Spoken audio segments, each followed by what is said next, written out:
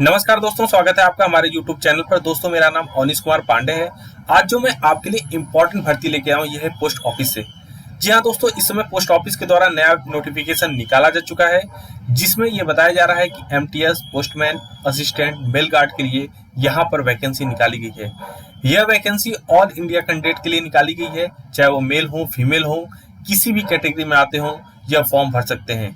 इस फॉर्म को भरने के लिए आपको ऑनलाइन मोड में आवेदन देना होगा। अगर आप इसमें सेलेक्ट होते हैं तो आपको फाइनली शॉर्ट लिस्टेड किया जाएगा। दोस्तों, इसका नोटिफिकेशन ऑलरेडी आउट हो चुका है। 15 अप्रैल से यह फॉर्म भरा जा रहा है और 15 मई तक आप यह फॉर्म भर सकते हैं। अगर हम बात करें टोटल वैकेंसी की, तो 2453 यहाँ पर पोस्ट हैं, जिसके लिए यहाँ पर रिक्रूटमेंट किया जा रहा है। अगर आप 10th पास हैं, 12th पास हैं, तो आप इस पद के लिए आवेदन दे सकते हैं।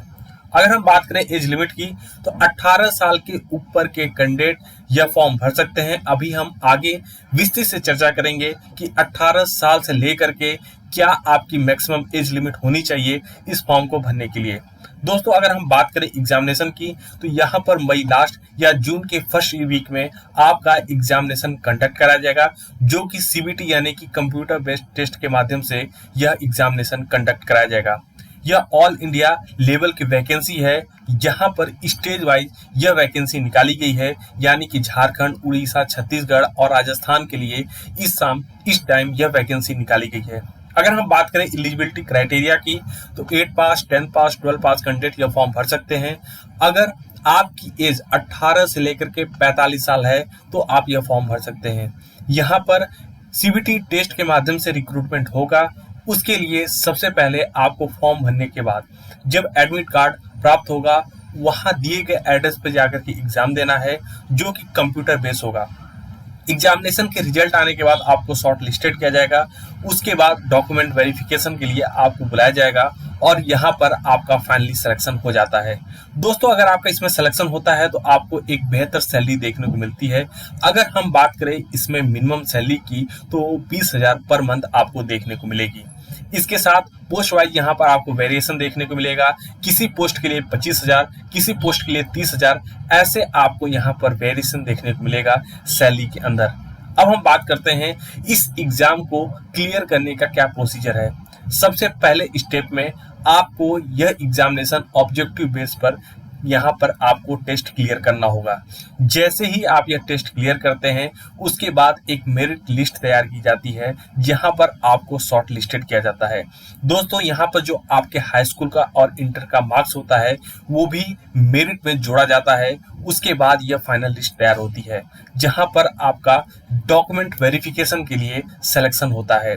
उसके बाद डॉक्यूमेंट वेरिफिकेशन होने के बाद आपको ज्वाइनिंग लेटर दिया जाता है और आप फाइनली सेलेक्ट हो जाते हैं। अगर हम बात करें एग्जामिनेशन पैटर्न की, तो यहाँ पर जो एग्जामिनेशन पैटर्न है वो बहुत नॉर्मल सा होता है। यहाँ पर जो इम्पोर्टेंट सब्जेक्ट है जिससे क्वेश्चन आते हैं, वो है math, English, general knowledge, reasoning, technical knowledge जैसे इम्पोर्टेंट सब्जेक्ट, जिसमें से 4 मेन सब्जेक्ट होते हैं: मैथ, इंग्लिश, जनरल नॉलेज और रीजनिंग।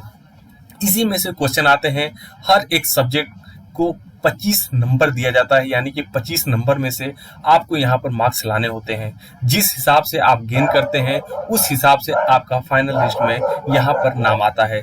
दोस्तों, इस तरह से आप ये एग्जामिनेशन दे सकते हैं। इस एग्जामिनेशन को देने के लिए सबसे पहले आपको ऑफिशियल वेबसाइट पर जाना है। ऑफिशियल वेबसाइट पर जाने के बाद वहां पर एप्लीकेशन के ऑप्शन पर क्लिक करना है। जैसे ही आप एप्लीकेशन के ऑप्शन पर क्लिक करेंगे, वहां पर आपसे आपका बेसिक डिटेल मांगा जाएगा, जैसे गांव का नाम, पिता का नाम, आपका नाम। इसके साथ साथ आधार कार्ड नंबर, मार्कशीट में जो आपने मार्क्स गेन किए हैं वो भी मेंशन करना होगा। अगर आप किसी अन्य समुदाय से बिलोंग करते हैं तो आपको कास्ट सर्टिफिकेट भी लगाना होगा।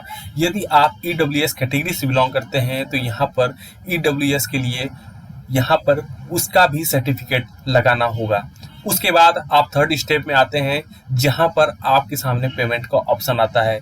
इस एग्जामिनेशन के लिए जो जनरल की फीस रखी गई है वो है 250 रुपये।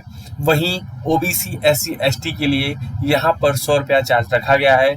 फीमेल कैंडिडेट के लिए भी यहाँ पर 100 रुपया चार्ज रखा गया है। इस तरह से आप इस एग्जामिनेशन का फॉर्म भर सकते हैं और एक बेहतरीन गवर्नमेंट जॉब का यहाँ पर आप फायदा उठा सकते हैं। दोस्तों, अगर आपको हमारी ये वीडियो पसंद आ रही हो, हमारे चैनल को लाइक करें, सब्सक्राइब करें, अपने दोस्तों के साथ जरूर शेयर करें। धन्यवाद साथियों।